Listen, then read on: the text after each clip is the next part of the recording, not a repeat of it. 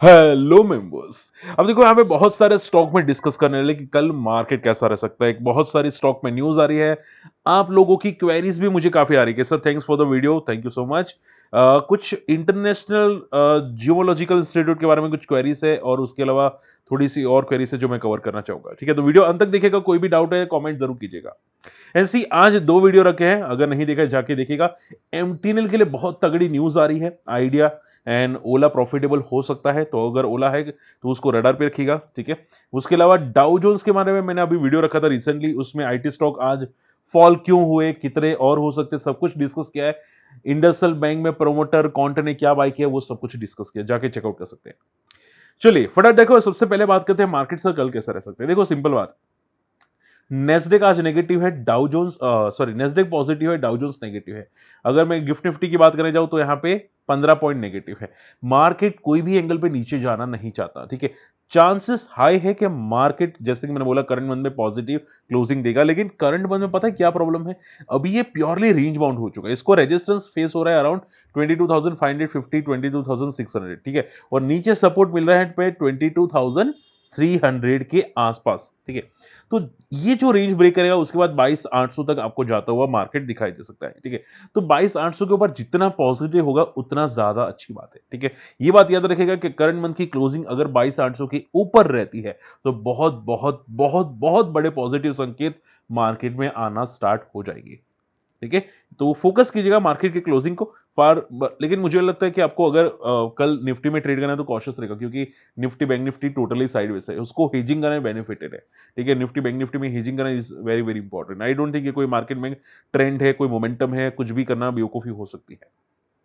ठीक है, चलिए नेस्डेक आप बात करें जाए तो नेस्डेक आज ऊपर था। इन्फ्लेशन की डेटा कुछ आए थे, थोड़े से पॉजिटिव नहीं है। इन्फ्लेशन डेटा थोड़ा कूल डाउन होता हुआ दिखाई दिया, लेकिन माना जा रहा है कि यहाँ पे स्लो डाउन उल्टा होता हुआ दिखाई दिया। इकोनॉमी स्लो डाउन है, इन्फ्लेशन डेफिनेटली कम है लेकिन इकोनॉमी स्लो डाउन हो रही है। तो आप देखो कि डाउ जोन्स थोड़ा बहुत फिसलता हुआ आज भी आपको दिखाई दिया।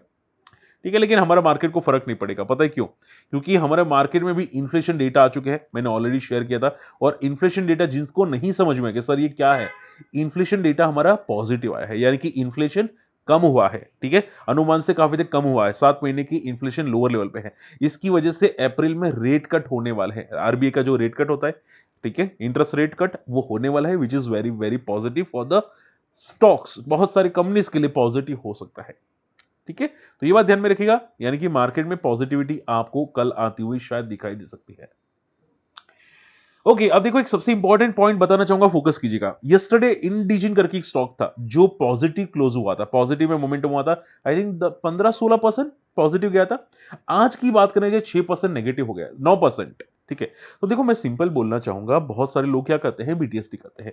ऐसे मार्केट में बीटीएसटी करना बहुत बहुत बहुत रिस्की है। ठीक है, आप मान लो आज कोई भी लेते हैं स्टॉक, थोड़ा ऊपर जाता है, आप इंटरडे में प्रॉफिट बुक करना सोचो। ठीक है, मान लो आपको लगता है कि जय सर की स्ट्रेटेजी है 2 बजे के बाद डे हाई ब्रेक करना, हाँ डेफिनेटली अच्छी बात है, लेकिन उसको इंट्राडे में प्रॉफिट बुक करना सीखो, वरना क्या होगा, वरना फिर नेक्स्ट डे को गिर जाएगा। ठीक है, ऐसे बहुत सारे स्टॉक है जो गिरने वाले हैं। ठीक है, तो आपको कोई भी ऐसा स्टॉक लगता है जो आज पॉजिटिव है, कल हो सकता है नेगेटिव हो जाए। 10 में से या 100 में से एक या दो ही स्टॉक होंगे जो पॉजिटिव कंटिन्यू रहेंगे, बाकी गिर जाएंगे। ठीक है, तो बहुत बहुत स्टॉक सिलेक्शन केयरफुल करना, क्योंकि आप में पैनिक हो सकता है, प्रॉब्लम क्रिएट हो सकता है। आप पूछे सर ये कब तक होगा, मार्च महीना भी अभी एक वैसा ही चल रहा है, अप्रैल मंथ भी शायद ऐसा ही मे भी हो सकता है, जून मंथ से थोड़ा स्टेबलाइज ज्यादा हो जाएगा बीटीएसटी में। ठीक है, ये बात याद रखिएगा। ओके, अब देखो यस्टरडे यूएस ने कनाडा पे टैरिफ लगाया था। ठीक है, अब कनाडा वापस रेसिप्रोकल टैरिफ लगाने वाला है, यानी कि यूएस ने जितना लगाया था वैसे ही कनाडा वापस टैरिफ लगाने वाला है यूएस के अंदर। ठीक है, यूएस के प्रोडक्ट्स पे। तो ये चीजें डेफिनेटली नेगेटिव है मार्केट के लिए। यूएस कनाडा ऐसा लगता है डूबेगा, सभी साथ में डूबेंगे। ठीक है, तो मार्केट के लिए नेगेटिव है, जिसकी वजह से आज भी डाउ जोन्स गिर रहा है। अब देखो ट्रम्प, माना जा रहा है, मैंने न्यूज सुनी है, ध्यान से सुनो, मैंने न्यूज सुनी है कि ट्रम्प जो ये कर रहा है ना, 2-3 महीने ऐसे ऊपर नीचे करेगा, मतलब बोलते हैं ना बंदर कूदता है ना, तो कूदता रहेगा। ठीक है, 2-3 महीने कूदेगा फिर नॉर्मल हो जाएगा। ठीक है, तो ये टेम्पररी चीज है जो आपको ध्यान में रखनी चाहिए, छोटी सी है। ठीक है, वापस स्टेबलाइज मार्केट हो जाएंगे। अब देखो ये सबसे मुझे नेगेटिव लगा, सबसे इंपॉर्टेंट पॉइंट जो आपको रडार पे रखना चाहिए, सबसे तगड़ा नेगेटिव, और वो ये है कि 5 ऐसी कंपनी जिसने यहां पे प्रमोटर के शेयर्स को प्लेज किया है। ठीक है, प्रमोटर अपने शेयर्स को प्लेज किया है। और मैं डेफिनेटली मतलब सरप्राइज हो गया कि भाई ये कंपनी भी अपना शेयर को प्लेज कर सकती है। ठीक है, नाम सबसे पहला आ रहा है इंडसइंड बैंक। इंडसइंड बैंक ने अभी रिसेंटली दिसंबर क्वार्टर में अपने शेयर्स को प्लेज किया था। 45% था, जिसको बढ़ा के 50% कर दिया, which is very very negative. सोचो, बैंकिंग स्टॉक अपना प्रमोटर स्टेक प्लेज करा है, तो आपको क्या बैंक पे भरोसा रखना चाहिए? खुद दो बार सोचना, सिंपल बात है ना। एक तो प्रमोटर की स्टेक होल्डिंग है सिर्फ 16% और ऊपर से 50% की स्टेक प्लीज करा है, तो भाई आपको क्यों भरोसा कंपनी पे आना चाहिए? सिंपल बात है ना, सिंपल बात है। किसी को प्रमोटर को आना ही नहीं चाहिए, ना एफआई को आना चाहिए, ना डीआई को आना चाहिए। ये टोटली नेगेटिव है। इसके अलावा अशोक लेलैंड अपना स्टेक 27% से 30% प्लीज शेयर कर दिया। सोचो, अशोक लेलैंड, ये भी किसकी है? देखो, इंडसइंड बैंक किसकी है? इंडसइंड बैंक है यहाँ पे हिंदुजा ग्रुप की। ठीक है, I think so Hinduja group की ना, डेफिनेटली। मैं इसको यहाँ पे स्क्रॉल कर लेता हूँ, यहाँ पे Hinduja group. Okay, and Ashok Leyland किसका है? अशोक लेलैंड, ASHOK। ठीक है, अशोक लेलैंड किसका है? वो भी हिंदुजा ग्रुप का है। इसमें भी यहाँ पे शेयर्स प्लेज होते हुए दिखाई दे। सोचो, ठीक है, ये टोटली नेगेटिव है कंपनी के लिए, आप समझो। ठीक है, आपको जो भी स्टॉक बेनिफिट दिखाई देते हैं, 30% का स्टेक प्लेज होना, वो भी प्लेजिंग बढ़ा रहे, वो टोटली नेगेटिव है। ठीक है, और मुझे सरप्राइज तब लगा जब यहां पे जीएमआर एयरपोर्ट्स और एशियन पेंट्स ने अपने शेयर्स प्लेज किए। सोचो, जीएमआर एयरपोर्ट पे आप देखोगे यहाँ पे 27% से बढ़ा के 29%। ठीक है, जीएमआर एयरपोर्ट एक कंपनी, लॉस मेकिंग कंपनी है। जिनको नहीं पता है, ये कंपनी अभी भले आपको 73 पे दिखाई दे रहा है, लेकिन ये कंपनी, मैं इसको देख रहा हूँ, लगातार लॉसेस करी है। आप देखोगे यहाँ पे लगातार लॉसेस करी है, और प्रमोटर का स्टेक आप देखोगे 66% है, लेकिन शेयर्स प्लेज हो रहे हैं, नेगेटिव है। एशियन पेंट्स भी आप देखोगे 9%, 7% से बढ़ा के 9% का शेयर्स प्लेज कर दिया, वो भी नेगेटिव है। ठीक है, तो ऐसी दिग्गज कंपनी में शेयर्स प्लेज होना, वो टोटली टोटली रिस्की है। ठीक है, तो थोड़ा कॉशियस रिएक्ट कीजिए। ठीक है, मैं नहीं चाहता आप लोग स्टॉक में फंस जाए। कुछ भी करो, शेयर्स प्लेज हो रहे हैं, वो सेंटिमेंटली भी नेगेटिव है, फाइनेंशियली भी नेगेटिव है। ठीक है, आज नहीं तो यहाँ पे 9% के, कल 19% कर लेगा, तो स्टॉक में पता नहीं कब डाउन ट्रेंड आना स्टार्ट हो जाएगा। ठीक है, तो केयरफुल रहा करो मार्केट के अंदर। ठीक है, आई होप ये न्यूज आपके लिए काम आई है कि भाई आपने शेयर्स प्लेज किया, तो भाई इससे क्या आगे बेनिफिट हो सकता है, क्या नेगेटिव इंपैक्ट हो सकता है। ठीक है, सबसे ज्यादा तो नेगेटिव इंपैक्ट ही होगा, बेनिफिट तो होगा नहीं। ठीक है, तो ये बात ध्यान में रखिएगा। जीएसडब्ल्यू एनर्जी, इसमें भी शेयर्स प्लेज हुए हैं। आप देखोगे यहाँ पे 8%, 8.5% से बढ़ा के 9.5% कर दिए हैं, ये भी थोड़ा नेगेटिव है।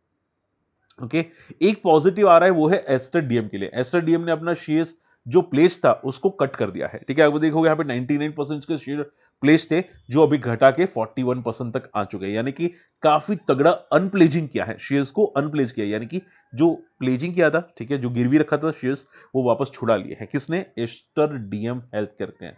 तो ये बंदे के लिए कल बहुत ही तगड़ा बेनिफिट होता हुआ आपको दिखाई दे सकता है। ठीक है, एस्टर डीएम मैं यहाँ पे सर्च कर लेता हूँ। ठीक है, ओके, ये वाला स्टॉक 74 की पी का स्टॉक है। एक टाइम पे यहाँ पे 550 पे ट्रेड करा था, और स्टॉक ज्यादा गिरा भी नहीं, आप देखोगे ज्यादा गिरता हुआ भी नहीं दिखाई दिया। ठीक है, एंड रिजल्ट अगर बात करें, कोई खास तगड़े रिजल्ट है नहीं, मतलब एवरेज रिजल्ट आ रहे हैं। इसमें ऐसे कोई तगड़ी बात नहीं है कि स्टॉक में कुछ मतलब खुशी बांटनी चाहिए। ठीक है, ठीक ठाक स्टॉक है, कोई ग्रो नहीं कर रहा है, तो इसको मतलब टेम्पररी मोमेंटम में भी कल हो सकती है, देखते हैं यहाँ पे। ठीक है, लेकिन ज्यादा फोकस मत कीजिएगा स्टॉक को। चलिए, ज्यादातर न्यूज तो मैंने कवर कर दी। फिलहाल आप लोगों की मैं क्वेरीज लेना चाहूंगा। सबसे पहली क्वेरी आ रही है, वो है रैमको सीमेंट की, कि सर रैमको सीमेंट में क्या चल रहा है। सिम खान की यहाँ पे क्वेरी थी। रैमको सीमेंट मैंने देखा था काफी तगड़ा गिरा रैमको सीमेंट का स्टॉक। ठीक है, रैमको सीमेंट, एंड देखो आज आप देखोगे 4% गिरता हुआ दिखाई दे, स्टॉक थोड़ा ओवरबॉट है। ये देखो, सीमेंट सेक्टर में जो है ना, काफी कंपटीशन बढ़ चुका है, काफी मार्जिन इश्यूज भी आ रहे हैं। आप देखोगे बंदे का एक टाइम पे 17% का मार्जिन था, जो अभी यहाँ पे 14% हो चुका है। ग्रोथ भी कोई बिल्कुल भी नहीं दिखाई दे रही। एक टाइम पे कंपनी 2021-22 में 1700 करोड़ की सेल करी थी, आज सिर्फ 1900 करोड़ की सेल करी है, तो ग्रोथ भी है नहीं। ठीक है, और लोग अंबुजा सीमेंट, एसीसी, अल्ट्राटेक को ज्यादा पसंद करें। ठीक है, तो इसमें ग्रोथ नहीं है। तो जैसे कि इंडियन सीमेंट में लॉस कंपनी होती हुई दिखाई दी, मैं देखो अभी कह नहीं सकता, लेकिन फ्यूचर में लग रहा है कि ये कंपनी वापस लॉसेस में भी जा सकती है। आप देखोगे इनके जो बोरोइंग्स है, कर्जा है, वो बढ़ता हुआ लगातार दिखाई दे रहा है। एक टाइम ऐसा आएगा कि अब यहाँ पे बोरोइंग्स रिजर्व से बढ़ जाएंगे, रिजर्व से बढ़ जाएंगे, होगा क्या, फिर शेयर्स प्लेजिंग होंगे, फिर शेयर्स गिरवी रखी जाएंगी, कंपनी लोन ज्यादा लेगी, प्रॉब्लम क्रिएट हो जाएगी, फिर यहाँ पे स्टॉक को बेचा जाएगा, तो ये सब कुछ होगा, और स्टॉक बाद में गिर सकता है। तो थोड़ा सा कॉशियस रहा करो। जिसमें बोरिंग बढ़ती है, वो स्टॉक को देखना बेवकूफी हो सकती है। एक तो सेक्टर ग्रो नहीं कर रहा है, ठीक है, सेक्टर में स्टेबलाइज हो चुका है, ऊपर से इतने तगड़ा लगातार बोरिंग बढ़ना, ये टोटली नेगेटिव है। तो केयरफुल रहा करो मेरे भाई, सिंपल बात है। ठीक है, ओके, हाई फ्लायर पुनिया का यहाँ पे मैसेज आता हुआ दिखाई दे। सर ट्रांसकेम के बारे में यहाँ पे मैसेज कीजिए। मैं यहाँ पे भेज देता हूँ कि सर आज का पार्ट 2 देख लेना, ठीक है, ताकि आप लोग यहाँ पे मेरे वीडियोस देखा करें और मैं आपको प्रॉपर समझाने की कोशिश करूं। मैंने स्टॉक को स्टडी किया था, ठीक है, आपको भी करना चाहिए प्रॉपर्ली। देखो कोई स्टॉक में पहले तो मोमेंटम ही नहीं आ रही है, ठीक है, ये स्टॉक में आप देखोगे वॉल्यूम से नहीं है, वॉल्यूम से नहीं है यानी कि कंपनी कोई मोमेंटम नहीं कर रही है। प्लस मार्केट कैप कितनी है, 45 करोड़ की है, बहुत ही छोटी मार्केट कैप का है, बीएससी का स्टॉक है। इसको मैनिपुलेट करना बहुत ईजी होता है। जो छोटी मार्केट कैप का होता है ना, मान लो कोई 1-2 करोड़ भी इन्वेस्ट कर दे ना स्टॉक में, मैं एग्जांपल ले रहा हूं, ठीक है, मैं ऐसा नहीं बोल रहा हूं आपको करना चाहिए, मैं एग्जांपल ले रहा हूं, तो 1-2 करोड़ भी कर लें तो भी स्टॉक यहां से रॉकेट बन जाएगा, ठीक है। तो पॉइंट क्या जाता है, जो छोटी मार्केट कैप होते हैं उसको ज्यादा फोकस मत कीजिए। आप देखोगे इसकी सेल्स ना के बराबर है, ठीक है, कंपनी 000 सेल्स करी है और अभी यहाँ पे 0.21 करोड़ का सेल करी है, इसमें मतलब ना के बराबर सेल्स आ रही है, ठीक है, कुछ भी नहीं दिखाई दे रहा कंपनी के अंदर। ओके, तो इस स्टॉक को देखना बहुत रिस्की है। हालांकि अगर मान लो कोई बिग प्लेयर, बिग बुल ने किसी ने बाई किया हो, लाइक विजय केडिया या कुछ हो, तो फिर अलग बात है। बाकी शायद उनके पास कुछ प्लान होगा, बाकी मुझे तो नहीं, यहाँ पे कुछ भी नहीं दिखाई दे रहा, ठीक है, कंपनी में कुछ भी नहीं दिखाई दे रहा, कोई प्रॉफिट भी कुछ भी नहीं दिखाई दे रहा, तो ऐसे में कुछ करना बेवकूफ़ी हो सकती है। बाकी आप अपने फाइनेंशियल से पूछ सकते हैं डेफिनेटली। सेमिट सिटी का यहाँ पे मैसेज आता हुआ दिखाई दिया, मैं इसको बंद कर देता हूँ यहाँ पे। सर का मैसेज है, सर कोई ऑप्शन में इंडिकेटर हेल्प करता है क्या? डेफिनेटली हेल्प करता है, ऑप्शन में इंडिकेटर हेल्प करते हैं, ठीक है। क्या इंडिकेटर हेल्प करते हैं, पहले तो कि मैंने आपको ऑलरेडी बताया पीसीआर रेशियो, ठीक है, आप यहाँ पे पीसीआर रेशियो आप सर्च कर सकते हैं, एनडीटीवी वेबसाइट की, एनडीटी प्रॉफिट की वेबसाइट है, ठीक है, वहां पे आपको पीसीआर रेशियो मिल जाएगा कि भाई पुट कॉल रेशियो, पीसीआर यानी कि पुट कॉल रेशियो, अगर एक से ज्यादा होता है वो ओवरबॉट कहला जाता है, ठीक है, स्टॉक्स में ओवरबॉट आ सकता है, 1.2 है तो तगड़ा ओवरबॉट है, फिर वहां से शायद प्रॉफिट बुकिंग हो सकती है, ठीक है। तो हम लोग ज्यादातर हेज करते हैं, पीसीआर रेशियो को देख के हेज करते हैं, ठीक है, जैसा पीसीआर रेशियो ज्यादा है, स्टॉक में इंट्राडे में मोमेंटम नहीं आ रही है, तो हम उसको हेज कर देते हैं। उसका फर्क क्या पड़ता है पता है, अगर पीसीआर रेशियो ज्यादा होता है हेज करते हैं तो उसमें वैल्यूएशन ज्यादा होते हैं, तो स्टॉक में प्रॉफिट बुकिंग आती है, यानी कि आप ये समझो कि प्रीमियम डीके होना स्टार्ट हो जाता है, ठीक है। तो मैं वो स्टॉक को यहाँ पे हेजिंग ज्यादा करता हूँ, पीसीआर रेशियो इज इंपॉर्टेंट, ठीक है। उसके अलावा भी यहाँ पे 1-2 ऑप्शंस हैं इंडिकेटर्स, यानी कि बस पीसीआर रेशियो ज्यादा वर्क करता है, ठीक है। ऑप्शन चेन डेटा भी इंपॉर्टेंट होता है, वो भी वर्क करता है, ठीक है, वो थोड़ा सा ज्यादा डिटेल में है। चलिए उसके अलावा यहाँ पे जो क्वेरी आ रही है पीबी फिनटेक की, सर पीबी फिनटेक में fresh entry possible, please cover today video. देखो पहला तो सिंपल बात है, मैं ओपनली तो बता नहीं सकता आपको एंट्री करनी चाहिए नहीं, अपने फाइनेंशियल से पूछ सकते हैं, ठीक है। दूसरी ये बात है कि स्टॉक ऐसे मार्केट में भी लगातार 4% फॉल करा है। मैं सिंपल कर देता हूं, देखो मार्केट में जब फॉल आता है ना, स्टॉक्स फॉल करते हैं, लेकिन मार्केट में पुलबैक्स आता है, आपका स्टॉक पुलबैक करना चाहिए, लोअर लो नहीं बनाना चाहिए। लोअर लो यानी कि मान लो आज 1400 है, ठीक है, थोड़ा पुल बैक किया 1500 गया, फिर वापस 1300 के आसपास आया, वापस पुल बैक किया 1400 पे, फिर वापस 1200 पे, ऐसा नहीं करना चाहिए, ठीक है। तो सिंपल आंसर है, ये स्टॉक लोअर लो जैसा बना रहा है तो कुछ कहना मुश्किल है कि लगातार फॉल करा है, बंदे में दम है, मतलब बोलते हैं ना कि नई कंपनी है, लॉन्ग टर्म फाइनेंशियली स्ट्रांग है वगैरह वगैरह, वो लॉन्ग टर्म सब कुछ ठीक है, ठीक है, लेकिन अभी सपोर्ट नहीं दिखाई दे रहा, ठीक है। तो फॉल कितना करेगा कहना मुश्किल है, सिंपल बात है, ठीक है। बाकी आप अपनी फाइनेंशियल से पूछ सकते हैं, ओके। तो स्टॉक स्टेबलाइज हो जाएगा तब देखना चाहते हैं देख सकते हैं, बाकी फाइनेंशियली स्ट्रांग तो है, ठीक है। आपको अगर मतलब 2 महीने का व्यू, 6 महीने का व्यू कहना मुश्किल है मेरे, 2-6 महीने या 8 महीने, ठीक है, कि भाई कहाँ पे हो सकता है profit perfectly. Okay, last note list international geological institute, ये स्टॉक काफी मुझे पसंद आया था स्टॉक, ठीक है, काफी तगड़ा स्टॉक था, काफी कम पी पे ट्रेड करे, सूरत की आई थिंक कंपनी है, लेकिन डायमंड रिलेटेड कंपनी है, ठीक है, लेकिन मुझे एक चीज खटकी, एक चीज प्रॉब्लमेटिक हुई कि भाई ये रिसेंटली लिस्ट हुआ है, आई थिंक सो, जहां तक पता है रिसेंटली लिस्ट हुआ है, लेकिन लेकिन प्रॉब्लम क्या है कि शेयर्स 100% प्लेज है, 100% प्लेज है, ठीक है, यानी कि 100% शेयर्स गिव ही रखे हैं कंपनी के प्रमोटर्स ने। ये टोटली मेरे लिए मतलब अनबिलीवेबल हो गया, ऐसा लगा कि इसको फोर्सफुली लिस्टेड करवा गया और फिर यहाँ पे शेयर्स को प्लेज करवा दिया गया। तो मुझे लगता है कुछ गड़बड़ है कंपनी के अंदर, और अगर कंपनी के अंदर गड़बड़ है ना तो भाई ये कुछ प्रॉब्लम क्रिएट कर सकते हैं। तो भाई मेरे को मैं कहना नहीं चाहता, लेकिन ये चीजें टोटली नेगेटिव है, ठीक है। कॉशियस रहा करो, चीजें देखो, ये चीजें कॉशियस रहा करो, ठीक है। ऐसी अगर न्यूज आती है प्लीजिंग वाली, वो भी 100%, भाई इतना तगड़ा प्रॉफिट करे तो 100% प्लीजिंग की रिक्वायरमेंट है क्या? 75% का मार्जिन है, ऑपरेटिंग प्रॉफिट मार्जिन है, तो ये प्लीजिंग का रिक्वायरमेंट होता ही नहीं है। अगर रिक्वायरमेंट है तो कुछ गड़बड़ है कंपनी के अंदर, ठीक है। तो ये चीजें ध्यान में रखनी चाहिए, और ये चीजें मुझे लगता है सेबी को ज्यादा फोकस करनी चाहिए। तो मैं आपसे रिक्वेस्ट करूंगा कि सेबी को एक बार लेटर लिखे कि ऐसी चीजें शेयर्स, मतलब ऐसी कंपनी को क्यों लिस्ट करवाते हैं कि भाई ऐसे कुछ भी कोई भी बंदा प्लीजिंग कर लेता है 100% का, ठीक है। तो थोड़ा सा नेगेटिव चीजें हैं, ठीक है, कॉशियस रहा करना।